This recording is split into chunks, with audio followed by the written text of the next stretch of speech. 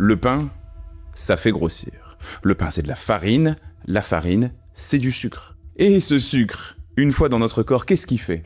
Premièrement, il fait monter la quantité de sucre qu'on a dans le sang, qu'on appelle la glycémie. Et ensuite, ce sucre, il va être transformé en gras dans notre foie, et tout simplement, on va prendre du poids. Mais en plus de ça, le sucre, c'est digéré très très rapidement. Donc, on mange du pain, on mange donc du sucre, et très peu de temps après, on a à nouveau faim. Non seulement ça fait prendre du poids, mais en plus, ça ne cale pas, ça ne rassasie pas.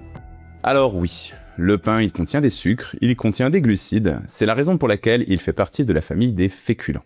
Mais réduire cet aliment à uniquement du sucre, c'est de la fainéantise intellectuelle, et c'est pas correct d'un point de vue scientifique. Premièrement, un aliment consommé seul ne sera jamais un aliment rassasiant. Prenons un exemple très concret avec la pomme, par exemple. La pomme qui est le symbole de l'aliment sain par excellence. Si vous mangez une pomme seule, vous aurez très faim peu de temps après. Prenons un autre aliment, prenons par exemple du blanc de poulet, de la volaille. Si vous mangez uniquement ça, vous aurez très faim peu de temps après.